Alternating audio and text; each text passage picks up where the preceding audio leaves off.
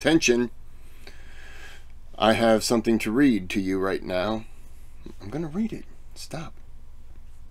My name is Dan Cooper.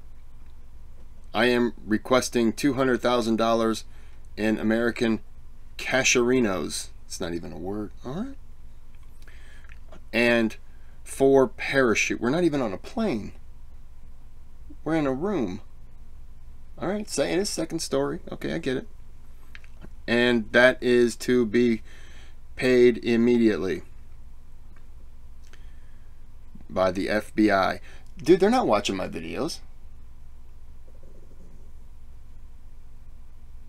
Where are you going? You just jumped out the window. Second story.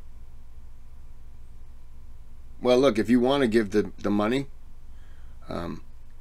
I'll take it, but he's gone. So let's just get on with the video, shall we? This is Hannibal part 6 through 10. I finished 1 through 5, and then I saw there was an 11 through 13, and then I also now found 14 through 17. How many goddamn Hannibals are there? This guy was all over the place. Couldn't he have just been like, hey, look, they're going to make a good 10-parter about me. We'll call it even. No, he had to decide, oh, I want to do 7 more parts. I don't think that was Hannibal's decision, though, was it? I'm a little too low in the frame. You guys need to... Oh, yeah. You need to get all of daddy. Did I make it weird? Good. So let's go ahead and get in with the video.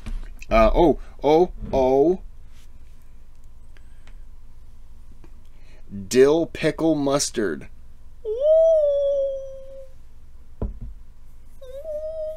We're going to see how that is, because I got my pretzels. So, and I got some beer and a soda. So let's get on with the video now, shall we? Oh, this is HistoryMarche, I believe. The link will be in the description. We know that VPNs keep your browsing secure and help you get around internet censorship in places like China. But Surfshark does a lot more. You get unlimited simultaneous connections, and as well as being able to connect to I'm trying to get past it, sorry. We'll just go to there. What am I smelling? An internet search tool with no logs, no tracking, and the built-in ability to block ads will help load pages faster, using less of your data, as well as watch Netflix and geo-blocked YouTube videos from anywhere in the world. Best of all, Surfshark has a very straightforward and easy-to-use interface, and it is extremely affordable. Get Surfshark VPN at surfshark.deals/HistoryMarche and register with the promo code HistoryMarche to get an 85% discount and 3 extra months for free. Really? Okay, so I apologize. It was HistoryMarche. I think that's it's March E. And I got some pumpkin spice burning next to me. Ooh, it's gonna be a good day.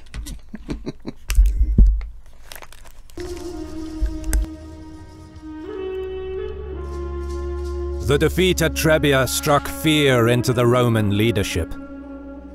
The Republic lost all control over Cisalpine Gaul. Hannibal succeeded in bringing the Gauls to his side, nearly doubling his army. 40,000 infantry and 10,000 cavalry are now under his command. Wow. The march south continues.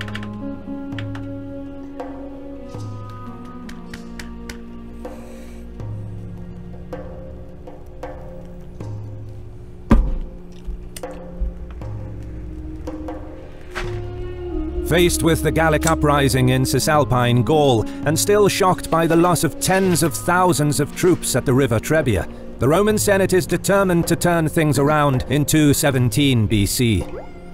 Amidst the political turmoil, 2 new consuls are elected and sent north against Hannibal, with new... Was there just 2 people talking at the same time, or am I freaking out and dying? Newly raised armies.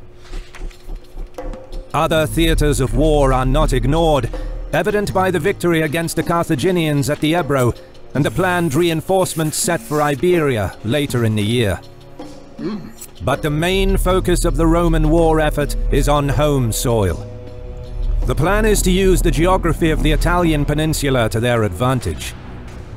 With the vast marshlands of the Arno River in the west, thought to be impassable during winter and spring due to flooding, and the rugged Apennine mountain range cutting across the peninsula, the Romans know that there are only two routes into central Italy that Hannibal can take, and they move to block both. Consul Gaius Flaminius positions his army at Arretium, including the 10,000 legionnaires that survived the Battle of Trebia. His co-consul, Gnaeus Servilius Geminus, is stationed at Ariminum. Both armies are bolstered with a higher number of horsemen than usual. I apologize. If anybody can get their hands on some dill pickle mustard, if you're into it, it's really good. Really good. Perhaps to offset their numerical inferiority in cavalry. Hannibal, meanwhile, has problems of his own. While he did establish a base of operations in the Po Valley, Gallic support will weaken over time as his army continues to consume their resources. At the same time, the Romans decided not to pursue further battles in the north, so staying there makes little sense for Hannibal. He needs to put pressure on the Romans before his Gallic allies lose interest in the war. Just like the Senate, Hannibal knows that he can either go down the Adriatic coast and fight Servilius in the rugged terrain of Picenum, or he can fight Flaminius in the difficult Apennine mountain passes. Neither route is good. Whichever he chose, not only would the Romans be alerted about his movement ahead of time, but he would be forced into a prolonged and uncertain battle against the well-defended Roman positions, which would allow time for the two consular armies to link up, something that Hannibal can ill afford. But with the arrival of warm spring weather, the Carthaginian general does the unexpected. He decides to force march his army across the Apennine Mountains and through the dangerous marshlands of the Arno River, aiming to surprise the two consuls and get into a good position to threaten Rome itself. The plan is arguably just as audacious as was the crossing of the Alps. The march is extremely difficult. Hannibal places his most disciplined infantry, the hard-marching Libyans and Iberians, at the head of the column. They set a fast pace, which the Gauls find difficult to maintain, as they are not used to forced marches. And by being at the back of the column, they face the added difficulty of having to march through the sticky quagmire that has been churned up by the troops in front of them. The cavalry is in the rear of the column, ushering the Gauls forward and keeping an eye on any who might decide to turn back. The terrain, however, is the army's biggest enemy. The Arno River flooded after winter rains, turning the river basin into heavily flooded, muddy wetlands. The endless, dense swampland offers almost no dry areas for resting. Hannibal's troops wade through deep pools of water for 4 days and 3 nights, with almost no sleep and no rest, whilst carrying their heavy equipment and supplies.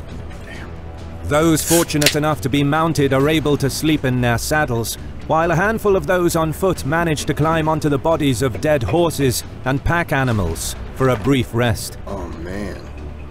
Many die to infection, disease, exhaustion, and drowning. Hannibal himself catches an eye infection, which cannot be treated because there is no time to stop the column during the forced march, and he carries the infection for much of the journey, eventually losing sight in one eye. He emerges from the swamp on the back of his sole surviving elephant, probably the brave... Did he lose sight permanently? Syrian. All the while, the... You know that I always talk about the farmer's dog. This is what we feed Cooper. They have food tailored specifically for him. You put in... Awesome. All the while, the Romans assumed that Hannibal is contained in the north. But what they didn't know is that the Carthaginian general managed to cross the Apennine Mountains and the Arno River wetlands with 50,000 troops in just 4 days, all without being detected, and is now in position for the next stage of his campaign. He grants his army a few days to rest and sends scouting parties south. He learns that Flaminius is at Arretium and that the Etrurian plain can offer enough food and plunder to boost the morale of the troops. Having learned that Flaminius is an arrogant and rash commander, he plans to provoke him into giving battle by pillaging and burning the rich Etrurian countryside. Soon enough, plumes of smoke from burning villages and fields dot the land west of Arretium, followed by the Carthaginian column passing right next to Flaminius, brazenly taunting the Roman general. Watching from Arretium, Flaminius is fuming, knowing that it is he who is supposed to protect these lands, and yet one of the richest areas in Italy is burning on his watch. Oh, wow. But he somehow resists challenging the Carthaginian general, persuaded by his advisors to stay put and wait until Servilius joins him. Unable to force an open battle, for Hannibal an assault on Arretium is out of the question. He cannot risk losing too many of his experienced soldiers that he cannot replace. His army also has limited supplies and has to keep moving. Furthermore, Hannibal has no way of knowing how far the other Roman army is, and as far as he knows, Servilius could be arriving any day now. So the Carthaginian general decides to press on. Leaving not one, but two armies in his rear must have seemed mad. But actually, by bypassing Arretium, Hannibal maintains the initiative and keeps the Romans guessing. He wants to be the one who dictates the course of the campaign. But scouts soon bring good news. Flaminius decided not to wait for Servilius after all. Knowing that the battle is soon coming, Hannibal makes sure to let his Gallic troops know that they will be fighting against Flaminius, the man who caused them much misery in years past. Flaminius is renowned for his victories against Gallic tribes. He is responsible for introducing a law that allowed Romans to settle near and on Gallic lands. This created conflict, which Flaminius resolved by invading and occupying more Gallic lands, and then proceeded to settle more Romans on the lands he conquered. Needless to say, he is hated by the Gauls, and the 17,000 of them in Hannibal's army can't wait to get their hands on him. Meanwhile, for the Roman army that prides itself on its military prowess, it must be humiliating to pass through villages and countryside. But Flaminius can still redeem himself, and he is only 1 day's march away. It's early morning of June 24th, 217 BC. Flaminius marches out of his camp towards the smoke rising in the distance, apparently from Carthaginian campfires, eager to get to grips with the enemy. So just based on what Hannibal does, I'm sure he sent a big chunk of his unit around this entire lake to sneak up on him from behind, or he sent him off into the mountains and the trees, and then they're going to swoop down from behind again, because that's his big play. Or they will have built ships and then sailed them off and then turn around and come back behind them. That's anything that is behind them, you know. In the front, he places veteran legionnaires that survived the Battle of Trebia, who are also very keen on meeting the enemy in battle. As the column moves, a low-hanging mist envelops the lake and the valley. The shoreline is eerily quiet. The locals seem to have vanished. Unable to see too far ahead, the Romans literally stumble into Hannibal's heavy infantry, who are blocking the road. Fighting spontaneously erupts at the far end of the valley. Despite being surprised by the enemy, the Roman vanguard forms up in battle formation. Further back, it is some time before the Roman center and rear realize what is happening in the front. The visibility is hampered by the low-hanging morning mist. But in the hills above the mist, Hannibal's hidden troops can clearly see the Roman column. Of course. Yeah. Although they do not know it yet, the Romans walked straight into an ambush. But I saw that one coming. This is the water. This is the only water that is available to this village. The solution is surprising. Yeah, I totally saw this coming. But let's take a moment to consider how difficult it was to set up the ambush at Lake Trasimene. Hannibal couldn't just send his troops up the hill to their positions. That would have left tracks all over the hillside. And with Flaminius hot on his heels, he didn't have much time either. Yet Hannibal marched to the eastern end of the valley and somehow managed to coordinate tens of thousands of troops around the hills to the north into their correct positions. At night, all within a brief window of time, and without arousing any suspicion. This is without doubt quite an astonishing military feat. Yeah. Now, Hannibal signals his hidden forces to attack. It's unclear if trumpets signaled the start of the attack, or if his captains were ordered to wait until the Romans are deep enough in the valley. Whatever the case, the ambush succeeds completely. The use of campfires in the distance tricked the Romans into moving deep into the valley, thinking that the Carthaginians are further ahead. And by masterfully hiding tens of thousands of his troops in the hills, Hannibal completely surrounded the enemy. He hid tens of thousands of troops in the hills. At night. Wow. I knew something was... You just know something's up. Coming seemingly out of nowhere, Numidian cavalry and Gallic heavy infantry engaged the Roman rear, closing off their line of retreat. Hannibal's light infantry, skirmishers and Gallic heavy infantry clash with the Roman center. Having previously marched in a very loose formation, Flaminius's army is caught completely by surprise. They soon find themselves in a fight for their life. Their formations break up, and many soldiers are left to fend for themselves. The fighting is so fierce that none of the combatants notice a strong, nearby earthquake. After less than an hour of fighting, Hannibal's troops split apart the disorganized enemy column. From this point on, the battle becomes a slaughter. Numidians and Gauls overwhelm the Roman rear, forcing them all the way to the lakeshore. Many try to swim in their heavy armor, desperate to get away. Nope. According to Polybius, many Romans drown in the lake, while others who manage to stay afloat beg for mercy, but are killed then and there.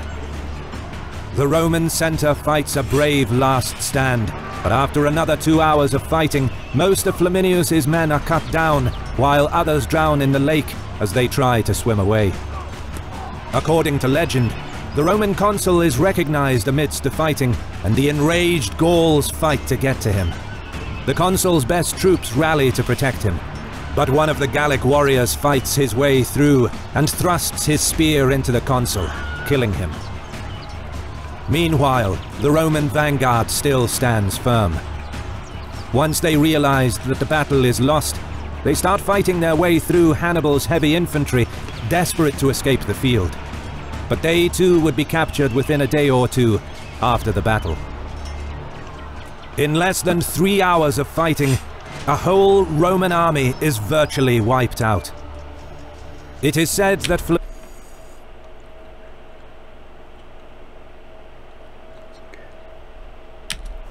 Flaminius's body was torn to pieces by Gallic soldiers, so much so that Hannibal was not able to find any trace of the consul after the battle to give him a proper burial.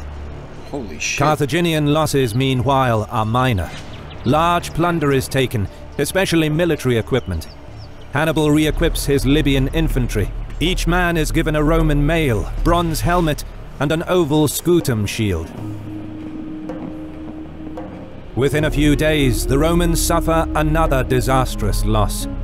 As Servilius was on the move to join Flaminius, he hurriedly sent all of his 4,000 cavalry ahead of the army to help his co-consul. Hannibal learned of their movement even before Servilius knew about Flaminius's defeat. Maharbal, Hannibal's second-in-command, rode out to meet them, launching a surprise attack. Those who survived were captured. By eliminating Servilius's cavalry, Hannibal effectively neutralized his entire consular army. Few, if any, commanders have been able to match Hannibal's ambush at Lake Trasimene, where one entire army ambushed and effectively destroyed another entire army. The population in Rome fell into utter despair, as Lake Trasimene is not far, and it seems like there is nothing that can stop Hannibal from attacking the city, as Servilius has to withdraw back to Ariminum to counter the Gauls who, encouraged by Hannibal's presence, aggressively began raiding Roman territory. In this time of crisis, the Senate appoints a dictator, a certain Fabius Maximus, to coordinate the defense against Hannibal. Meanwhile, Hannibal makes preparations to press on, further into Italy.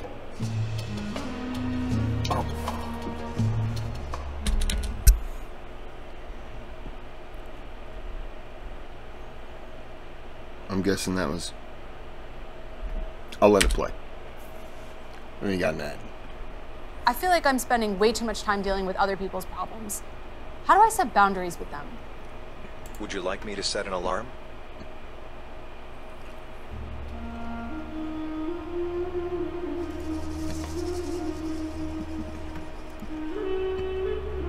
So far we have followed Hannibal on his warpath from Iberia, through Gaul. Okay, I'm going to guess that was part 6. I thought it was going to flash to a part 7. It probably will. But I'm going to end it here and restart, and we're going to act like this is part 7. So, Hannibal likes to surprise the people from behind. And the thing is that you would figure, but I shouldn't say that.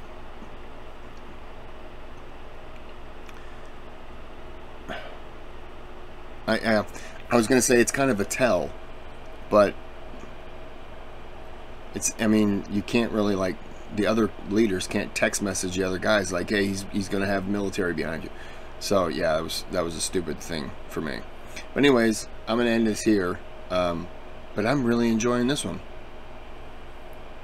This is pretty good. And I like the graphics. I like everything. I'm really digging this stuff. I mean, he's no Marshal Oudinot, you know, because Oudinot is the best. So